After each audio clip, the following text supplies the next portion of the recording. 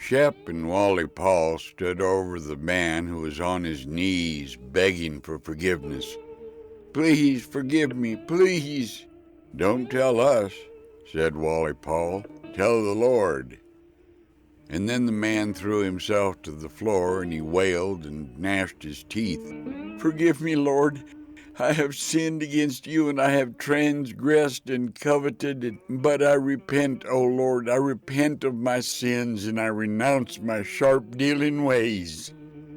And then he turned his face up to the heavens, and tears flooded his eyes and overflowed onto his cheeks, and he pleaded until words finally failed him completely, and all that he could do was execute sobs.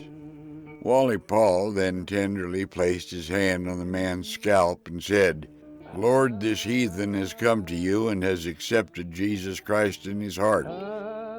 He has been washed clean in the blood of Christ and comes to you a reborn man." "Yes, yes." A moment later, Shep said, "You are forgiven, brother. You have been given grace in the eyes of the Lord. May you now be accepted into the light, brother." Shep then drew his .45 and placed the barrel to the man's temple. "Go toward the light." And then he pulled the trigger and the man fell over dead. "Go toward the light." And then the two men folded their hands in prayer. When they had completed their address to God, Wally Paul said, "His soul has left the earthly plane, brother. He has found grace and been accepted by the Lord. Ad majorem Dei gloriam, all for the glory of God." "Then our work is done, brother," Shep replied. He then counted out the paper and coins in his hand and gave half to his brother, making $10. Shep then scratched at his left hand.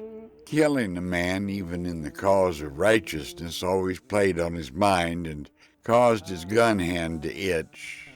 Sometimes he had to rub it until the skin was as red and raw as an onion before he satisfied the tingling sensation.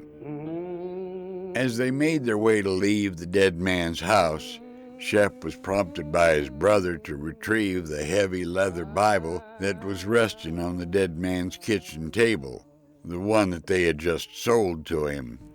It was a glorious book, handsomely illustrated and bound in simple white goatskin with gilded edges. It had Holy Bible embossed on the cover in gold foil, and it looked brand new, in spite of the fact that it had been hauled halfway across the country and back and had exchanged hands, albeit temporarily, more than 24 times in the last 6 weeks.